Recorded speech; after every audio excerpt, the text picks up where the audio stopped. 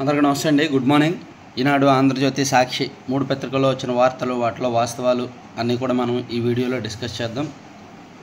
ఈరోజు కూడా ల్యాప్టాప్లోనే చేస్తున్నాను. రేపటి నుంచి నేను స్టూడియోలో అందుబాటులో ఉంటాను. రేపటి నుంచి స్క్రీన్ మన ఎల్ఈడి స్క్రీన్లోనే చేస్తాను.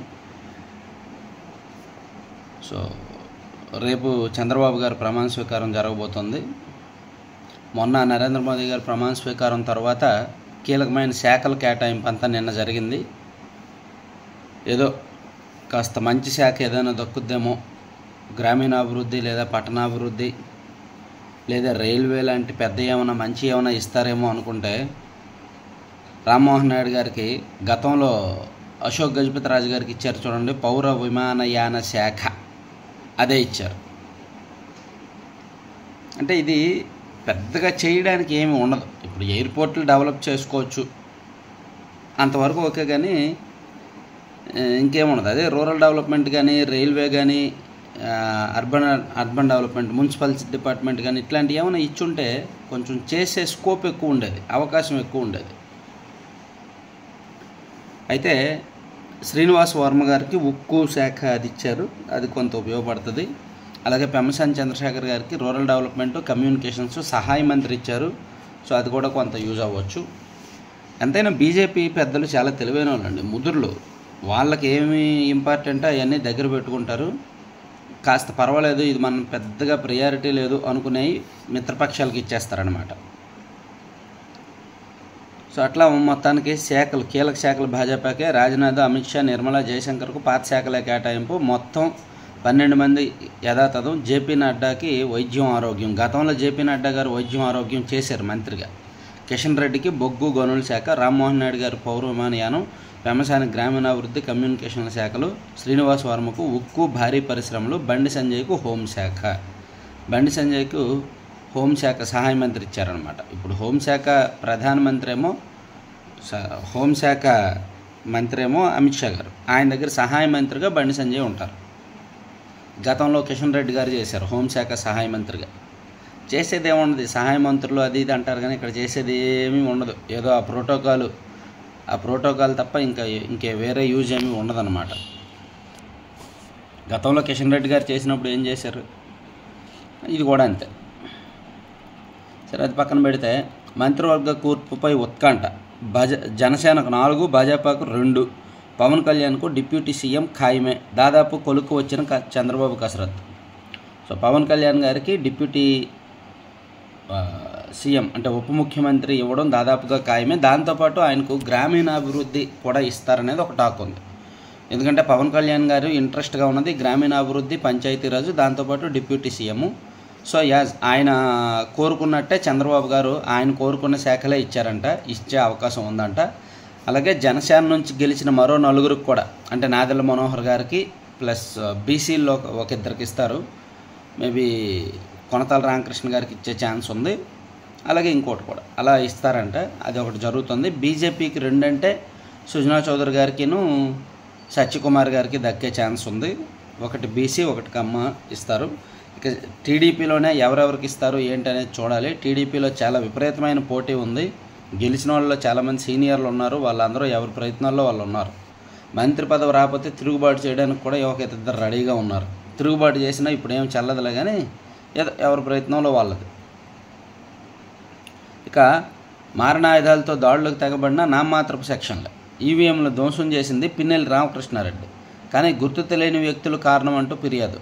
హింసాత్మక ఘటనల్లో కేసులు నమోదు, దర్యాప్తులో పోలీసుల నిర్లక్ష్యం. పోలింగ్ వేళ హింసాత్మక ఘటనలపై సిట్ తుది నివేదిక. 100 మంది రాళ్లు, మారణాయుధాలతో దాడులకు తెగబడిన నామమాత్రపు సెక్షన్లే తప్ప హత్యాయత్నం సెక్షన్లు పెట్టలేదు. మాచర్ల అప్పటి ఎమ్మెల్యే పిన్నెల్లి రామకృష్ణారెడ్డి సహా వైకాపా నాయకులు పలుచోట్ల పోలింగ్ కేంద్రాల్లోకి చొరబడి ఈవీఎంలను ధ్వంసం చేసినా గుర్తు తెలియని వ్యక్తులు కారణం అంటూ ఫిర్యాదులు ఇచ్చి తప్పించేందుకు యత్నించారు. అలాంటి విధ్వంస ఘటనలపై ప్రిసైడింగ్ అధికారులు పోలీసులకు ఫిర్యాదు చేయాల్సి ఉండగా బిఎల్ఓలతో ఇప్పించారు. అత్యధిక కేసుల్లో నిందితులను గుర్తు తెలియని వ్యక్తులుగా పేర్కొనడం గమనార్హం అని అప్పుడు పోలింగ్ రోజు, ఆ తర్వాత రోజు జరిగిన ఘటనల్లో దారుణాలు, పోలీసులు ఏ విధంగా నామమాత్రంగా వ్యవహరించారు, సిబ్బంది ఏ విధంగా భయంతో వ్యవహరించి అధికార పార్టీకి సపోర్ట్ చేశారు అనేది SIT report, final report ready అయింది, ఆల్మోస్ట్ ఇచ్చేశారండి.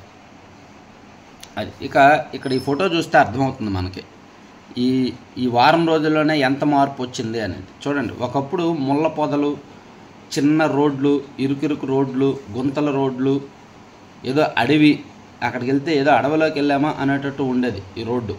కానీ ఇప్పుడు చూడండి, రాజధాని కలకలు వచ్చేసింది. మధ్యలో ఏమో మొక్కలు, స్ట్రీట్ లైట్స్, మంచి LED lights, seed axis road, మంచి కళ వచ్చింది. సో అమరావతి ఇంకా ఈ గవర్నమెంట్ కనుక ఇంకో 10 ఏళ్ళు ఉంటాయి, ఐ మీన్ ఈ 5 ఏళ్ళే కాకుండా నెక్స్ట్ కూడా ఇదే గవర్నమెంట్ ఉంటే ఖచ్చితంగా అమరావతి పూర్తి అయిపోతుంది.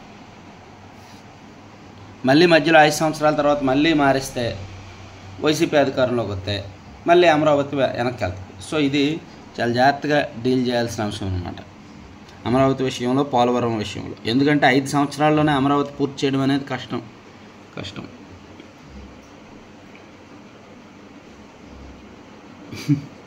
ఇది సంగతి. కార్టూన్ చూడండి. అమరావతిలో వేగంగా జంగిల్ క్లియరెన్స్. కొత్త ప్రభుత్వం కొలువుదీరక ముందే ప్రక్షాళన మొదలైందే. వివాదాస్పద అధికారులపై బదిలీ వేట. అంటే ఆ పొక్లైన్తో చెత్తతో పాటు ఈ చెత్త కొంతమంది అధికారులను కూడా తీసి పడేస్తున్నట్టుగా రాశారు. తర్వాత ఇంకా పెట్టరేకపోతున్న వైకాపా మోకలు. అధికారం కోల్పోయినా అదే హింసాకాండ. 6 రోజుల్లో 2 తెదేపా కార్యకర్తల హత్య. తిరిగి దొంగ అన్నట్టు పెడబొబ్బలు. దాడులు, దాష్టికాలు, దౌర్జన్యాలతో 5 ఏళ్లుగా అది పెట్టరేకపోయిన వైకాపా మోకలు అధికారం కోల్పోయాక కూడా అదే దమనకాండ కొనసాగిస్తున్నాయి. ఎన్నికల ఫలితాలు విడుదలయ్యాక రాష్ట్రంలో గత 6 రోజుల్లో 2 తెదేపా కార్యకర్తలను వైకాపా అరాచక శక్తులు బలికొన్నాయి. అనేక చోట్ల భౌతిక దాడులకు తెగబడుతున్నాయి. ఫలితాలు వెల్లడైన రోజే మంగళగిరి నియోజకవర్గం దుగ్గిరాల మండలం చిలువూరుకు చెందిన తెదేపా కార్యకర్త షేక్ కాసింను వైకాపా కార్యకర్తలు కర్రలు, క్రికెట్ బ్యాట్లతో కొట్టి చంపేశారు. అలాగే కర్నూలు జిల్లా వెల్దుర్తి మండలం బొమ్మరెడ్డిపాలెంలో తెదేపా కార్యకర్త గిరినాథ్ చౌదరిని వేటకొడవలతో నరికి చంపేశారు.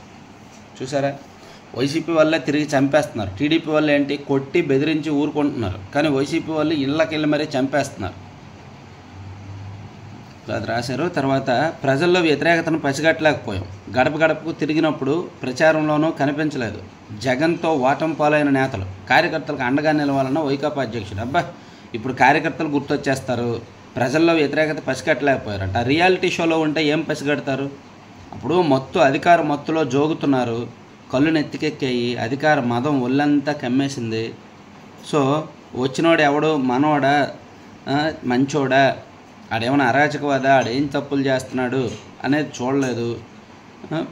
పార్టీ ఒక స్క్రిప్ట్ ఇవ్వడం, వాళ్ళని తిట్టండి వీళ్ళని తిట్టండి అని పోటీ పడి మరీ తిట్టడం, జగన్మోహన్ రెడ్డి గారి దగ్గర మార్కులు కొట్టేస్తే ఏమైనా పదవి వస్తుందేమోనని ఆశపడ్డాం. అంతకుమించి వీళ్ళు ఏం చేశారు? గడపకు తిరిగినప్పుడు కూడా ఏం చేశారు? సెల్ఫ్ డబ్బా కొట్టుకోవడం తప్ప. సో ఇంక ప్రజల్లో వ్యతిరేకతను పసిగట్టలేకపోయాం. ఇప్పుడు అనుకుంటే ఎంత, అంతే అనకపోతే ఎంత. సో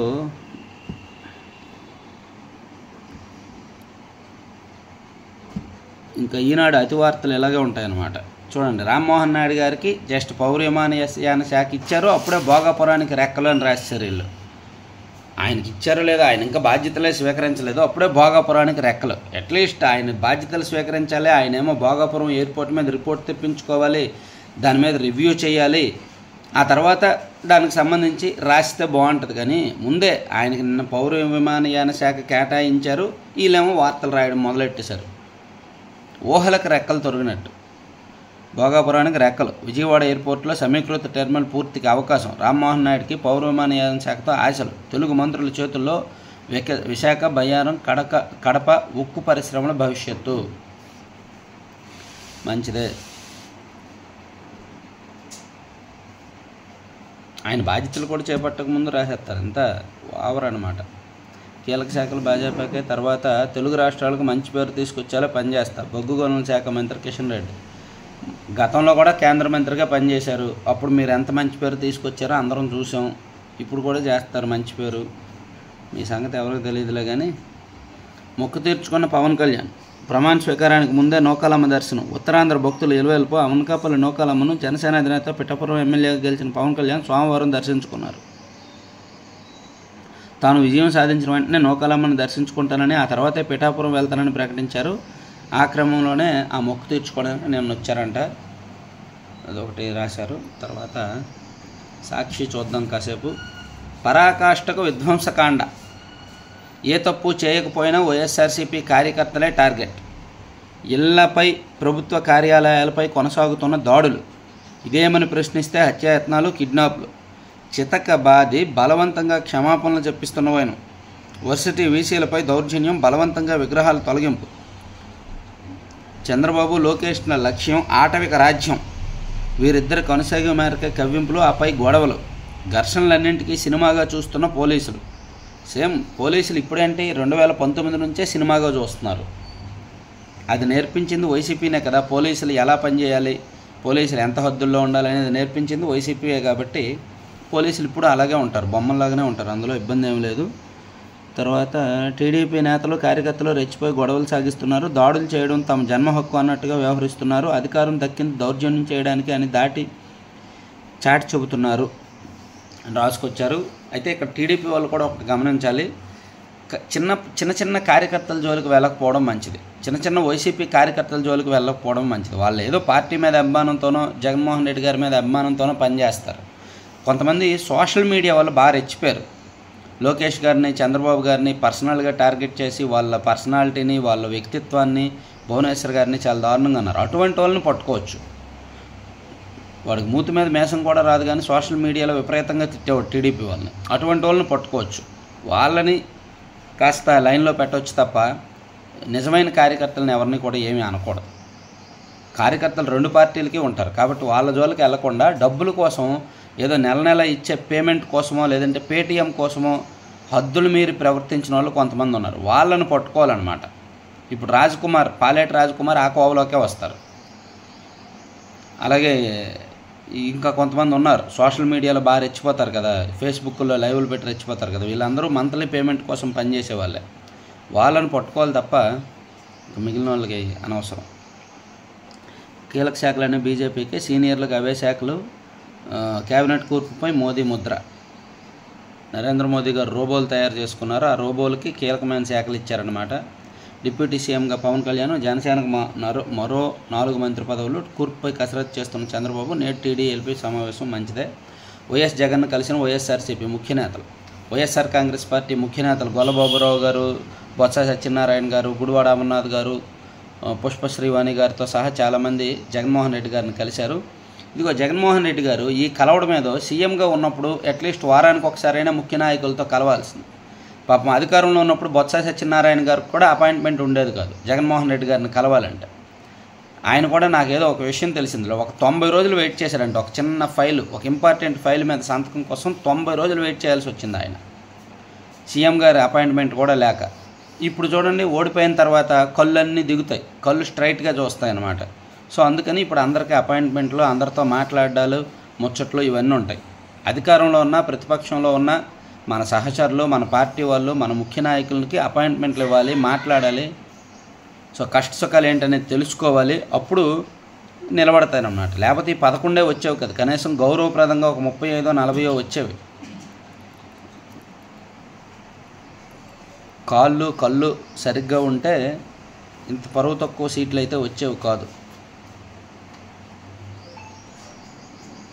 నేడు రాయలసీమలో భారీ వర్షాలు. రేపు ఎల్లుండి కోస్తాంధ్రకు తేలికపాటి వానలు.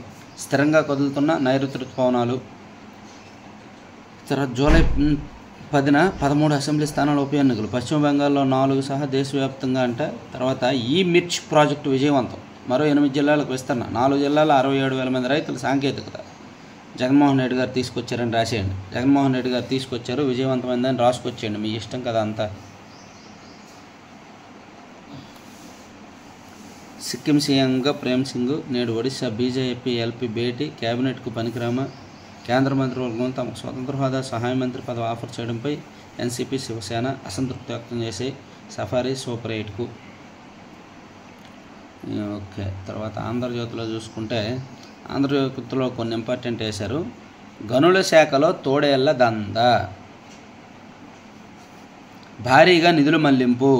ఎన్నికలకు ముందు గోల్మాల్. ఎన్నికలకు 4 రోజుల ముందంట.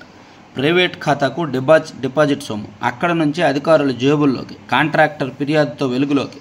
తప్పించుకునేందుకు అక్రమార్కుల కుట్ర. జగన్ వద్ద పనిచేసిన ఓ అధికారి అండ. అవుట్సోర్సింగ్ ఉద్యోగులపై కేసులు. విచారణలో పెద్దల పేర్లు చెప్పినా కాపాడేందుకు పోలీసుల ప్రయత్నం. రికవరీ సొమ్ము జమ చేసేందుకు హడావుడిగా సిఎఫ్ఎంఎస్లో ఒక ఖాతా, నోట్ ఫైల్ లేకుండానే నిర్ణయం. విషయం తెలిసి వెంకటరెడ్డిపై సర్కారు వేటు.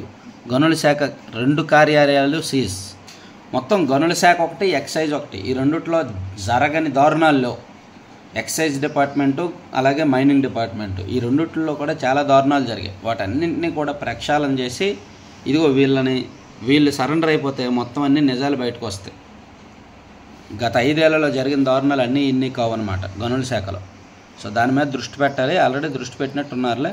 తర్వాత జే బ్రాండ్లకు చెక్ అంట, తొక్కేసిన బ్రాండ్లు వస్తున్నాయి. ఇక రూల్ ప్రకారమే కంపెనీలకు ఆర్డర్లు. వైసీపీ ప్రభుత్వంలో కొన్ని కంపెనీలకే కప్పం కట్టబోయిన బ్రాండ్లు కనుమరుగు. ఇప్పుడు అందరికీ ఆర్డర్ ఇస్తున్న బెవరేజెస్ కార్పొరేషన్ 5 ఏళ్ల తర్వాత స్వేచ్ఛ వచ్చిందంటున్న కంపెనీలు.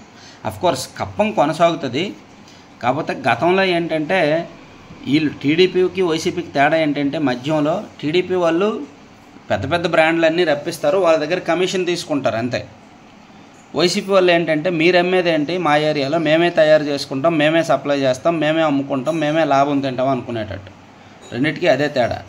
తయారీ వీళ్ళదే, వైసీపీ వాళ్ళదే, సప్లై వాళ్ళదే, అన్నీ వాళ్ళే. టీడీపీ వాళ్ళు ఏంటంటే ఎవరో తయారు చేసినవి ఇక్కడ అమ్మడానికి పర్మిషన్ ఇచ్చి కమిషన్ తీసుకుంటారు. ఇక బాబు క్యాబినెట్ కూర్పుపై ఉత్కంఠ. ఉప ముఖ్యమంత్రిగా పవన్ కళ్యాణ్, లోకేష్, నారాయణ మనోహర్లకు బెర్తలు ఖరారు. పూర్తి మంత్రివర్గమే కొలువు తీరుతుందని అంచనాలు. నేడు శాసనసభాపక్ష నేతగా చంద్రబాబు ఎన్నిక. 15 నుంచి అసెంబ్లీ సమావేశాలు. వైసీపీ విధ్వంసం నిజమే. ఎన్నికల రోజు ఆ తర్వాత రెచ్చిపోయిన వైసీపీ మొక్కలు, టీడీపీ అభ్యర్థులు, సానుభూతి పరులపై అత్యయత్నాలు, పల్నాడులో ఈవీఎంలు ధ్వంసం చేసిన పిన్నెల్లి, గుర్తుతెలియని వ్యక్తులంటూ బీఎల్ఓ బీఆర్ఓ ఫిర్యాదు, ఆధారాల సేకరణలో స్థానిక పోలీసులు విఫలము, జోలకంటి కారుపై పెట్రోల్ పోసి తగలబెట్టారు, నర్సరావుపేటలో టీడీపీ అభ్యర్థుల కార్ల ధ్వంసము, తాడిపత్రిలో కేతిరెడ్డి ఆయన అనుచరుల వీరంగము, తిరుపతిలో పులవర్తినానిపై చెవిరెడ్డి మనుషుల దాడి, డీజీపీ గుప్తాకు పూర్తి స్థాయి నివేదిక అందజేసిన sit. So SIT complete report ఇచ్చారంటే యాజ్ యూజువల్ మనం ఎక్స్పెక్ట్ చేసినట్టే ఇచ్చారు. టీడీపీ గెలిచింది కాబట్టి ఈ రిపోర్ట్ వచ్చింది. అదే వైసీపీ అధికారంలోకి వచ్చింటే వేరే రిపోర్ట్ వచ్చేది. ఇక్కడ ఎవరు గెలుస్తారో దాన్ని బట్టి రిపోర్ట్లు వస్తాయన్నమాట. రిపోర్ట్లు, రిజల్ట్స్, కొన్ని జడ్జిమెంట్లు వస్తాయి. మరో 3 కోట్ల ఇల్లు. తెల్లరాయి తరలింపులో వైసీపీ అక్రమ దందా. క్వాడ్స్లో 1500 కోట్ల దోపిడీ. ఏడాదిలోనే 20 లక్షల టన్నులు విదేశాలకు. టన్ను సగటున 30,000కు అమ్మకాలు. ప్రభుత్వ ప్రైవేటు భూముల్లో వెచ్చలవిడి తవ్వకాలు. ఇతర జిల్లాల పర్మిట్లతో విదేశాలకు ఎగుమతి. ఎన్నికల కోర్టు సమయంలో అధికారుల విచారణ. ఒక్క నెల్లూరు జిల్లాలోనే 255 కోట్ల పెనాల్టీలంట. బా గట్టిగా కొట్టారుగా. మొత్తం ఈ పాపాలన్నీ బయటికి తీస్తారు ఇప్పుడు. సో ఇదన్నమాట 3 పత్రికల్లో అంశాలు. మరిన్ని కీలకమైన అంశాలతో మళ్ళీ కలుద్దాం. Thank you.